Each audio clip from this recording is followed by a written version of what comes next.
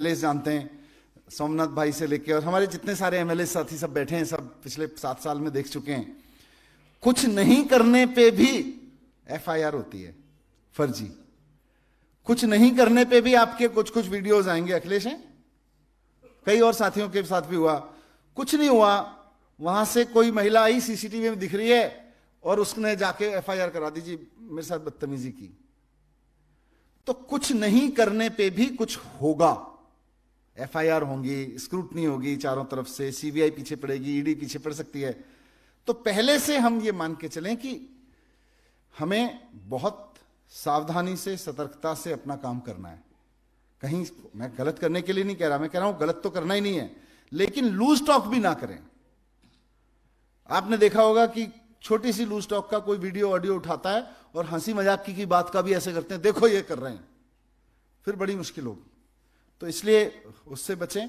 दूसरा, मैंने सर के साथ डिस्कस करके एक छोटी सी व्यवस्था की है, ताकि बहुत सारे पार्षद मुझसे भी समय आए मेरे पास में, बहुत सारे मिलना चाह रहे थे, मेरी भी व्यवस्थाएं रहती हैं, सर से मिलना चाहते हैं, और बहुत सारे कुछ कुछ पूछ रहे हैं जी अब काम कैसे करें, क्या करें, कैसे करें, ये चल रहा है, वो चल रहा है, हमें जाना है, आना है। तो सौरभ ने एक आइडिया दिया कि कुछ कुछ अपने एमएलए के साथ में मिलकर थोड़ा घूम लीजिए, उनके साथ में एक दिन, किसी मिनिस्टर के साथ भी एक आध दिन रहना रह लीजिए। वो भी कुछ आइडियाज हैं, लेकिन थोड़ी सी एक व्यवस्था भी बनाई है कि मैंने आतिशी जी को, दुर्गेश जी को, और आदिल और सौरभ हैं, आदिल, सौरभ, आतिशी, दुर्गेश, दुर्गेश कहाँ है? अच्छा, दुर्गेश भी पीछे बैठे हैं। तो इन चारों को 3-3 जोन के लिए जिम्मेदारी दे दी है। आप बोले तो मैं बता देता हूं। जो आपके साथ संपर्क में रहेंगे, आपको कुछ भी इशू है आप बात कर लीजिए, क्योंकि होगा क्या ना, मान लीजिए किसी एक आदमी को आप करेंगे, अब 134 साथी हैं अपने, फिर एमएलएज हैं, फिर और भी साथी इसमें इच्छा रखते हैं, तो किसी एक ही व्यक्ति के लिए सब लोगों के फोन उठाना नहीं उठाना बड़ा कम्बरसम है। तो इसलिए मैंने सोचा कि 4 साथियों को अभी जिम्मेदारी देते हैं, ताकि आपकी कोई भी इशू हो, लोकल पे, सैनिटरी पे, इस पे, उस पे, काम पे, ट्रेनिंग अभी करवाएंगे तो यही लोग कोऑर्डिनेट कर लेंगे, कुछ और मीटिंग करनी है ये लोग कर लेंगे, कहीं कुछ और आपको कोई चीज शेयर करनी है ये लोग कर लेंगे साथ में। इनके साथ में डायरेक्ट आप टच में रहें। बाकी मैं भी हूं, सर भी हैं, गोपाल जी भी हैं, बाकी सब लोग किससे आप संपर्क करें उससे, उसका उस पर प्रतिबंध नहीं है, लेकिन रूटीन में आप इनके संपर्क में रहेंगे और ये आपके संपर्क में रहेंगे, ताकि कोई भी आपका कुछ इशू हो। तो इसका है कि जो सिविल लाइंस, रोहिणी और नजफगढ़ जोन के, हमारे सबको अपना अपना जोन तो पता ही है, तो पता है ना जोन तो सबको अपना अपना। अच्छा, आप लोगों के एक जितने ये नवनिर्वाचित हैं इनका एक ग्रुप बना दीजिए, तो आप लोगों के ग्रुप में ये सारा डाल देंगे कौन कौन।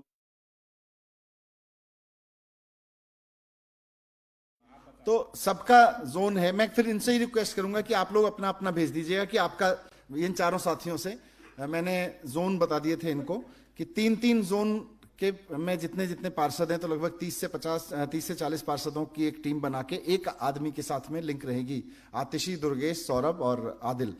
तो आपसे ही मैं चारों से रिक्वेस्ट करूंगा कि अपने जोन के, अपने ग्रुप के पार्षदों को आप ही आज मैसेज भेज दीजिएगा कि भाई आपका जोन ये है और मैं आपके साथ संपर्क में रहूंगा, मेरा नंबर है?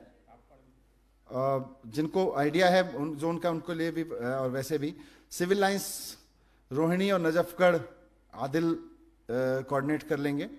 नरेला जोन, केशवपुरम और वेस्ट जोन सौरभ कोऑर्डिनेट कर लेंगे, और सिटी एसपी जो सदर वाली जोन है, सिटी वाली, करोलबाग और शाहदरा नॉर्थ दुर्गेश कोऑर्डिनेट कर लेंगे, और सेंट्रल साउथ और शाहदरा साउथ ये आतिशी जी कोऑर्डिनेट कर लेंगी।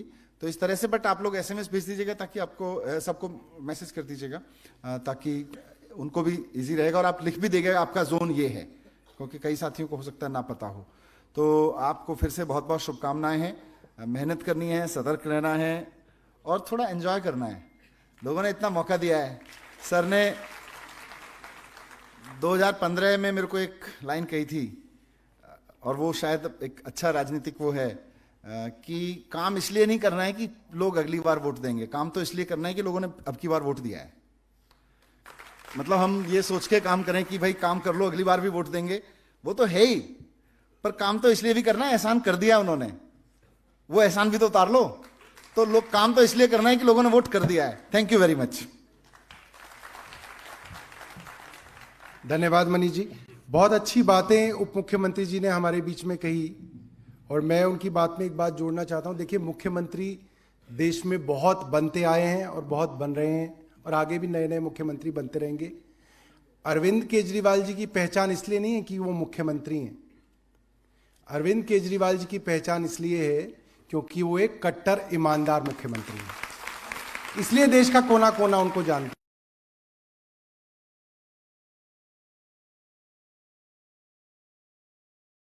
किसी राजनीतिक जुगलबंदी की वजह से जो है वो बार बार चुन के आ जाते हैं। उनका कोई जातिगत समीकरण है या उनका कोई और ऐसा समीकरण है, एक ऐसा धार्मिक समीकरण है कि वो चुन के आ जाते हैं। मगर अरविंद केजरीवाल ऐसे मुख्यमंत्री जिनको दिल्ली की जनता प्यार करती है, दिल से प्यार करती है। तो आप सब लोग जो पार्षद चुन के आए हैं, आपको यही ध्येय रखना चाहिए कि पार्षद तो बहुत आते हैं, बहुत जाते हैं, आपको जनता के दिल में जगह बनानी है। कोई पत्रकार आपके यहां आए तो कहे कि भाई वो पार्षद हमारा बहुत अच्छा है, हम बहुत प्यार करते हैं। बीजेपी का आदमी भी ये कहे कि नहीं, पार्षद वो जरूर आम आदमी पार्टी की है मगर काम करने में वो पीछे नहीं है। ये इज्जत कमानी है आप सब लोगों को, और एक साल आप मेहनत करोगे ग्राउंड पे, आपको वो दिखने लग जाएगा। एक साल, जनता ज्यादा समय नहीं लेती है। एक साल आप मेहनत करो, अगले साल से लोग आपको कहने लगेंगे, आपके रिश्तेदार दूर दूर से आके आपको फोन करने लगेंगे कि भाई आपने बड़ी इज्जत कमा ली, एक साल के अंदर आप बड़े पॉपुलर हो गए। तो बड़ा छोटा सा कायदा है वो। और अब जोरदार तालियां और खड़े होकर स्वागत करेंगे हमारे प्रसिद्ध मुख्यमंत्री अरविंद केजरीवाल जी, आपके बीच में हैं और अपनी बात रखेंगे।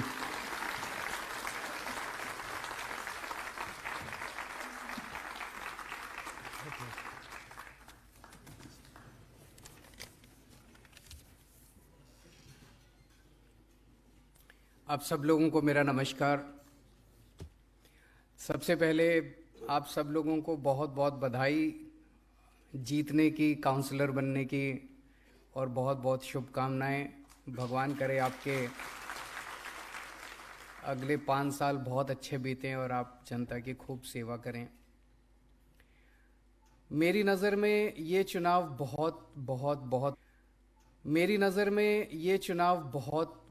बहुत मुश्किल चुनाव था। कुछ लोग कहते हैं आसान चुनाव था, लेकिन ये किसी भी हालत में आसान चुनाव नहीं था। जिस तरह से इन लोगों ने जिस लेवल के षड्यंत्र रचे और जिस तरह से इन्होंने पूरी मशीनरी को हमारे खिलाफ इस्तेमाल किया, उस तरह से ये मेरी नज़र में अभी तक हम जितने चुनाव लड़े हैं सबसे मुश्किल चुनाव ये था। पूरी की पूरी इनकी मशीनरी उतर आई। इनके 7 मुख्यमंत्री, 17 केंद्रीय मंत्री, अमित शाह जी खुद, जेपी नड्डा साहब खुद, इनके राष्ट्रीय अध्यक्ष, वो सारे तो थे ही। जिस तरह से इन्होंने मीडिया पे दबाव डाल के, मीडिया को धमका के, मीडिया की बाह मरोड़ के 24 घंटे हमारे खिलाफ दुष्प्रचार किया। रोज सवेरे 9 बजे मैं देखता था, 8:30-9 बजे एक वीडियो निकल के आ जाता था, कोई फर्जी वीडियो एक निकल के आ जाता था, और फिर वो 24 घंटे सारे चैनलों पे केवल और केवल वो वीडियो चलता था। हम पॉजिटिव राजनीति करने वाले लोग हैं। हम जब भी किसी चुनाव में जाते हैं, हम कहते हैं जी हमने ये काम किए और हमें वोट दो, आगे हम ये काम करेंगे। हम अपने कामों की बात करते हैं, हम अपने कामों के इर्द गिर्द अपना नैरेटिव बनाते हैं। हमें तो नैरेटिव बनाने ही नहीं दिया इन्होंने। हम सोचते थे हम 10-11 बजे प्रेस कॉन्फ्रेंस करके आज ये कहेंगे कि हमें वोट दो, हम कूड़े के पहाड़ हटाएंगे। पता चलता था 8:30 बजे ही कोई वीडियो आ गया, वो 24 घंटे वीडियो ही चल रहा, हमारी प्रेस कॉन्फ्रेंस तो चलती ही नहीं थी। इतने वीडियो लेके आए, इतने फर्जी वीडियो लेके आए। तिहाड़ जेल के किसी ठग को पकड़ लिया, उससे चिट्ठियों पे चिट्ठियां लिखवा रहे हैं। कभी सतिंदर जैन को जेल में डाल दिया, कभी मनीष सिसोदिया के खिलाफ फर्जी केस कर दिए, कभी कैलाश गहलोत के खिलाफ फर्जी केस कर दिए। इतने सारे फर्जी case, CBI, ED, income tax की इतनी सारी रेड। मैं समझता हूं कि इस किस्म का युद्ध इन्होंने किसी के साथ नहीं किया किस्म का युद्ध इन्होंने एमसीडी के चुनाव के दौरान किया। इन्होंने हमें बदनाम करने में कोई कसर नहीं छोड़ी। ये नहीं कहते थे कि बीजेपी वाले ये नहीं कह रहे थे कि भाई हम ईमानदार हैं और आम आदमी पार्टी वाले चोर हैं। वो ये कहते थे हम तो चोर हैं, ये भी चोर हैं, हमारे जैसे ही हैं ये भी। उनका पूरा का पूरा जो हम बार बार हर फोरम पे खड़े होके कहते हैं हम कट्टर ईमानदार हैं, ईमानदारी हमारी आइडियोलॉजी, हम कट्टर ईमानदार हैं, वो इसको ध्वस्त करना चाहते थे कि नहीं ये ईमानदार नहीं है, ये हमारे जैसे ही हैं, ये ईमानदार नहीं है, ये हमारे जैसे ही हैं। इनका पूरा का पूरा ऑपरेशन इसी के ओर था। पर जनता को बेवकूफ थोड़ी बना सकते हो। ये लोग सोचते थे जनता पागल है, ये लोग सोचते थे जनता को बेवकूफ बना लेंगे। इनका सारे दुष्प्रचार के बावजूद जनता ने आपको वोट दिया। इसका मतलब हम लोगों ने पिछले कुछ सालों में जो कमाया है, जो मेहनत की है, जनता उसको देख रही है। टीवी पे चलाते थे मनीष सिसोदिया सबसे बड़ा भ्रष्टाचारी, गली में हो रहा होता था कि बीजेपी वाले चोर हैं, गली में जनता कह रही होती थी बीजेपी वाले चोर हैं, लेंटर पे पैसा खाते हैं। मैंने देखा एक सोशल मीडिया पे किसी पत्रकार ने पूछा किसी से, कहता है जी वो मनीष सिसोदिया के खिलाफ ये आरोप लगे हैं, ये आरोप लगे, आपको क्या कहना है? वो बोला जी मेरे बच्चे का तो भविष्य बना दिया। ऐसा आदमी जो बच्चों के स्कूल अच्छे करता है वो कोई चोर थोड़ी हो सकता है। तो आप जनता को बेवकूफ़ समझते हो क्या? तो हमने जितने काम किए हैं अभी तक और हमने अपने आचरण के जरिए जो जनता का दिल जीता है वो ये लोग तोड़ नहीं पाए। अब इसे आगे ले जाने की जिम्मेदारी आपकी सबकी है। अगले 5 साल में कुछ ऐसा करना कि वो विश्वास और सुदृढ़ हो। ऐसा ना हो जाए कि 5 साल के बाद वो विश्वास जनता का कम हो जाए हमारे पर। विश्वास और ज़्यादा बढ़ना चाहिए, विश्वास कम नहीं होना चाहिए। जनता का प्यार, जनता की मोहब्बत हमारे प्रति और ज़्यादा अगले 5 साल में बढ़नी चाहिए, वो कम नहीं होनी चाहिए। सबसे ज़्यादा दुखी जनता भ्रष्टाचार से है एमसीडी में, बहुत ज़्यादा। हर लेंटर पे पैसे लेते हैं, हर काम के पैसे खाते हैं, बहुत ज़्यादा दुखी है जनता। आप सब लोगों से हाथ जोड़ के निवेदन है, आप सब मेरे से बहुत सारे आप में से उम्र में छोटे भी हैं, कुछ बड़े भी हैं, तो कुछ छोटे भाई बहन हैं, कुछ बड़े भाई बहन हैं। सबके भाई की तरह मैं यही कहना चाहता हूँ कि मैंने अपनी ज़िंदगी में सब कुछ देखा है। इनकम टैक्स में भी था मैं, वहाँ भी खूब पैसे कमा सकता था। उसके बाद फिर काफ़ी टाइम एनजीओ में काम किया, सुंदर नगरी की झुग्गियों में रहा। उसके बाद फिर मुख्यमंत्री बनने का मौका मिला, यहाँ भी खूब पैसे कमा सकते थे। लेकिन फिर अगर मैं पैसे कमाता तो फिर मैं कुछ भी नहीं कर पाता अपनी ज़िंदगी में। अगर आपने आगे बढ़ना है तो आपका चरित्र और आपका आचरण आपको आगे लेके जाएगा। आप अगर ये सोचो ना कि मैं पैसे कमा लूं और किसी को पता नहीं चलेगा, सब पता चल जाता है सबको। और किसी को पता ना चले, ऊपर वाले को तो पता चलता ही है कि नहीं है? भगवान को तो मानते होगे, तो ऊपर वाले को तो पता चलता है जो भी करते हो। ये मान लेना कि अगर पैसे खाने चालू कर दिए तो ये आपका आखिरी मौका है ज़िंदगी का। भगवान ने आपको मौका दे दिया, आम आदमी पार्टी ने टिकट दे दी, जनता ने आपको जिता दिया। अब यहाँ से आगे का रास्ता आपके ऊपर है। ईमानदारी से काम करोगे, सेवा करोगे, बहुत आगे तरक्की करोगे। और अगर इसी बार लालच में पड़ गए तो ये सोच लेना अगली बार टिकट भी गई और जनता भी गई, सब कुछ गया। उसके बाद बस ये 5 साल ही हैं, उसके बाद और कुछ नहीं है। दूसरी चीज, जो आदमी पैसे खाता है ना वो काम नहीं कर सकता। मैंने तो ये देखा है। एक बार ये लत होती है।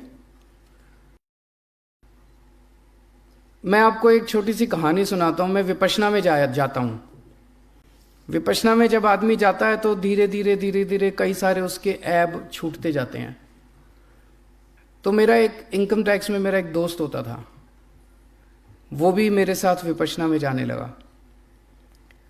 तो वो सिगरेट पीता था, सिगरेट छूट गई। दारू पीता था, दारू छूट गई। वो इधर उधर लड़कीबाजी करता था, वो भी छूट गया। पैसे लेना नहीं छूट पाया उसका। छोड़ना चाहता था, छूटा नहीं। मैंने पूछा उससे, कहता है जब भी मेरे सामने कोई इनकम टैक्स पेयर आके बैठता है, एसएससी आके बैठता है, कहता है मेरा शरीर कांपने लग जाता है अपने आप, खुद ब खुद। वो लत लग गई थी उसको। इतनी गंदी लत है ये पैसे की, इतनी गंदी लत है, ये छूटती नहीं है, बड़ी मुश्किल से छूटती है। इस लत को मत लगा लेना, नहीं तो बर्बाद हो जाओगे। आप भी बर्बाद होगे, आपके बच्चे भी बर्बाद होंगे। ये सीबीआई ईडी वाले तो बाद में आएंगे, वो तो बर्बाद करेंगे ही करेंगे, जेल भी जाना पड़ेगा, सब कुछ बर्बाद, इज्जत भी जाएगी, सब कुछ खराब होएगा, लेकिन आप भी बर्बाद हो जाओगे। और दूसरी तरफ अगर आपने ईमानदारी से काम किया, आज मनीष सिसोदिया ने, हमने, सब लोगों ने ईमानदारी से काम किया है, तो इतने बड़े षड्यंत्र के बावजूद भी कोई हमको बेईमान नहीं मान रहा, कह रहे हैं जी ये ईमानदार लोग हैं जी। और अगर आपने पैसे लेने चालू कर दिए तो इज्जत भी जाएगी, सब कुछ जाएगा। फिर जनता आपके साथ, कोई आपके साथ खड़ा नहीं होगा। और आपके परिवार वालों को जो दुर्गति होती है, आप तो की तो होगी, परिवार वालों की जो दुर्गति होती है वो बहुत ज़्यादा होती है। और इसके काउंटर में अगर आपने ईमानदारी से काम किया तो उसका जो सुकून मिलता है, बहुत ज़्यादा सुकून मिलता है, बहुत ज़्यादा शांति मिलती है, जनता की इज्जत मिलती है, बहुत इज्जत मिलती है। आप बाहर निकलो, जनता इज्जत करती है। और आदमी जिंदगी में चाहता क्या है? आप जितने लोग यहाँ बैठे हो, कोई ऐसा नहीं है कि भाई किसी के घर खाने के लाले पड़े हों। भगवान ने आपको सबको ठीक ठाक दे रखा है। सब आप में से सब लोग इज्जत चाहते हैं कि मेरे को अब इज्जत और मिले, दुनिया की इज्जत मिले। वो इज्जत तभी मिलेगी जब आप ईमानदारी से काम करोगे और जनता का काम करोगे। तो पैसे ना ले लेना, बाकी 2-4 काम कम कर दो तो चलेगा, लेकिन कहीं ऐसा ना हो कि इस बार हम बीजेपी के भ्रष्टाचार के खिलाफ लड़े हैं, कहीं ऐसा ना हो जाए अगली बार बीजेपी हमारे भ्रष्टाचार के खिलाफ लड़े चुनाव। ये नहीं होना चाहिए। तो आप पे बहुत भरोसा है, जनता ने भी भरोसा किया, आम आदमी पार्टी ने भी भरोसा किया, आपको टिकट दी, चुनाव जीते आप लोग। और जो आज तक हमने कमाया आम आदमी पार्टी ने, इसको और आगे बढ़ाना है, इसको और विश्वास को, आपका काम पूरे देश में फैलना चाहिए, ये हमारा मकसद है। एक और इम्पॉर्टेंट बात है, एमएलए और काउंसलर मिल के चलना। मैं कई सारे एमएलए से मिलता हूं, उनको ये डर होता है मेरी टिकट ना कट जाए। किसी की टिकट नहीं कट रही, चिंता ना करो। वो कहते थे शीला दीक्षित, एक कहावत है, शीला दीक्षित जानबूझ के चुनाव हारती थी एमसीडी के, ताकि दोनों। तो ये एमएलएस को, कई एमएलएस को ये डर रहता है कि मेरी टिकट ना कट जाए, काउंसलर बड़ा ना बन जाए। आप सबको पता है कि हम सर्वे पे देते हैं टिकट। एमएलए की टिकट भी सर्वे पे मिली, काउंसलर्स की टिकट भी सर्वे पे मिली। अगर दोनों बना के चलोगे तो काम 10 गुना बढ़ेगा, खूब काम होगा, पॉजिटिविटी फैलेगी। और पॉजिटिविटी फैलेगी तो अपने आप सर्वे में एमएलए का नाम आ जाएगा। और अगर आप लड़ाई करोगे तो एमएलए सोचेगा मैं इसके काम ना होने दूं, वो सोचेगा मैं एमएलए के काम ना होने दूं। ना तो एमएलए का सर्वे अच्छा आएगा और ना काउंसलर का सर्वे अच्छा आएगा, दोनों अपने हाथ काट लोगे। तो मेरा अपना ये थोड़ी सी स्ट्रैटेजी है, भाई बना के चलो, दोनों बना के चलो। कई लोगों को ये है, मैं बात करता हूँ एमएलए से, एमएलए कहते हैं जी इसने मेरे चुनाव में मेरे खिलाफ काम किया था। भूल जाओ, कोई बात नहीं, किया था। मेरे खिलाफ पता नहीं कितने लोग हैं जिन्होंने मेरे को काले झंडे दिखाए थे। मेरे खिलाफ कई लोग हैं जो 2020 के चुनाव में जिन्होंने मेरे ऊपर पत्थर फेंके थे, उनको भी इस बार मैंने टिकटें दी हैं। हमें तो दिल्ली के 2 करोड़ लोगों को साथ लेके आना है। हमें लोगों को दुश्मन नहीं बनाना, दुश्मनियां खत्म करनी है, जितनी हैं भी वो भी खत्म करनी है। हमारी दुश्मनी है तो भ्रष्टाचार से है, हमारी दुश्मनी है तो कूड़े से है, हमारी दुश्मनी है तो समाज के कुरीतियों से है। जितने भी 2 करोड़ लोग हैं, जितने भी हमारे खिलाफ कभी जिंदगी में काम किया, उनको भी दोस्त बना लो, सबको दोस्त बना लो। अंत पंत में सारी बीजेपी को भी ज्वाइन कराएंगे एक दिन, चिंता ना करो, सारों को साथ लेके आएंगे, सबको, 2 करोड़ लोगों को सबको एक दिन आम आदमी पार्टी में ज्वाइन कराएंगे। तो ये सारा अपने मन से निकाल दो। कई लोगों के मन में इसने मेरे खिलाफ काम किया था, मैं जिंदगी भर इसका साथ, इसको नहीं, छोड़ दो। किया था, अब गले मिल लो, बस हो गया। अब आगे काम नहीं करेंगे, साथ मिल के काम करेंगे, पुराना खत्म। तो साथ मिल के काम करना है और सबके काम करने हैं। कई हम लोग ये सोचते हैं ये हमारी पार्टी का, इसने तो मेरे को, इस मोहल्ले ने तो मेरे को वोट ही नहीं दिया, इसको मैं क्यों वो करूं। आप ये मान के चलो कि जब हमारी सबसे पहले 28 सीट आई थी, हमको बहुत कम लोगों ने दिल्ली में वोट दिया, फिर अगली बार और ज़्यादा दिया, फिर अगली बार और ज़्यादा दिया। क्यों? हम धीरे धीरे धीरे धीरे इसको भी अपना बना लिया, इसको भी अपना बना लिया, व्यापारियों को भी अपना बना लिया। अगर हम ये सोचते थे ये तो हमारा वोट, ये तो हमें वोट नहीं देते, ये तो वोट नहीं, तो हम तो और कम कम कम कम होते जाते। अपने मन से ये निकाल दो कि इस मोहल्ले ने अगर वोट नहीं दिया तो सोचो इस बार तो इस मोहल्ले का वोट लेना ही है, उनके काम करने ही है।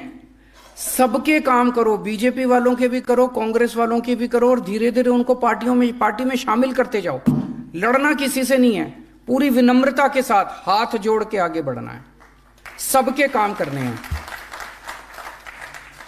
और खासकर सफाई कर्मचारी बेचारा दोनों तीनों तरफ से पिसता है। जनता भी उसके पीछे पड़ी रहती है, उसको तनख्वाह भी टाइम पे नहीं देते। तनख्वाह अब टाइम पे दिलाएंगे, मैंने बोला है तनख्वाह टाइम पे दिलाएंगे, लेकिन उनको साथ लेके चलना, उनको दोस्त बनाना, उनको शादी ब्याह में मदद करना, शादी ब्याह में जाना, उनको अपना परिवार का हिस्सा बनाना, और उनको साथ लेके चलोगे। देखो वो बड़े इमोशनल लोग हैं, उनको साथ लेके चलोगे, वो आपका नाम ऊंचा करेंगे, आपका काम अच्छा करके दिखाएंगे। और लास्ट में एक जो सबसे इम्पोर्टेंट चीज़ है, ये अब आप लोगों को खरीदने की कोशिश करेंगे। ऑलरेडी फ़ोन आने चालू हो गए हैं, कुछ लोगों के पास फ़ोन आए हैं, किसी को कह रहे हैं 10 लाख ले लो, किसी को कह रहे हैं 50 लाख ले लो, हमारे पक्ष में वोट डाल दो। मुझे पूरी उम्मीद है आप में से कोई नहीं बिकने वाला, एक आप में से हीरा है, मेरे को पूरी उम्मीद है, लेकिन इनको एक्सपोज करना भी ज़रूरी है। तो अपने अपने फ़ोन रिकॉर्डिंग पे लगा लो, जो भी फ़ोन आए रिकॉर्ड हो जाएगा, तो रिकॉर्डिंग पे लगा लो, रिकॉर्ड कर लेना। और अगर कोई आके मिले तो धीरे से अपना फ़ोन की रिकॉर्डिंग ऑन कर देना, चाहे ऑडियो रिकॉर्डिंग ही ऑन कर लेना, इनको रिकॉर्ड कर लो, इनको एक्सपोज करना। तेलंगाना का देखा था आप लोगों ने, तेलंगाना में किस तरह से एमएलए खरीदने गए थे, देखी थी आप लोगों ने, वो वीडियो आई थी। उसमें ये भी कह रहे थे दिल्ली के हमने 40 एमएलए खरीद लिए, तो 100 करोड़ रुपए तेलंगाना के एमएलए, तेलंगाना की सरकार गिराने के, उन्होंने रिकॉर्डिंग कर ली इनकी सारी, और ये फंस गए। और इसमें सारे बड़े बड़े नेताओं के नाम ले रहे थे। तो अगर कोई भी आए आपके पास, सबकी रिकॉर्डिंग कर लो, और रिकॉर्डिंग करके इनको एक्सपोज करेंगे। इनकी कुरीतियां जनता के सामने लाना बहुत ज़रूरी है। और अगर किसी के पास भी फ़ोन आए, कोई मिलने आए, तुरंत अपने कोऑर्डिनेटर को बता देना। अभी जो मनीष जी ने बताया, आतिशी, दुर्गेश, सौरभ, आदिल जो हैं, इनमें से जैसे ही आपके पास आपके एमएलएज भी हैं, अपने एमएलएज के भी संपर्क में रहना। और अगर कोई ज़रूरत पड़े तो इनको भी बता देना, अपने अपने एमएलए को बता देना या ऊपर बता देना, उनको ज़रूर बता देना, ताकि इसके ऊपर हम तुरंत एक्शन ले सकें। आप लोग सब लोग का अगले 5 साल खूब अच्छे बीते हैं, आप लोग खूब एंजॉय करो काम करना, जनता के खूब आपको आशीर्वाद मिले, ऐसे मैं प्रभु से कामना करता हूँ। बहुत बहुत शुक्रिया। बहुत बहुत धन्यवाद मुख्यमंत्री जी। अब कार्यक्रम समाप्त करने से पहले एक बार हम सब लोग खड़े होंगे नेशनल एंथम के लिए, और उसके बाद जो है कार्यक्रम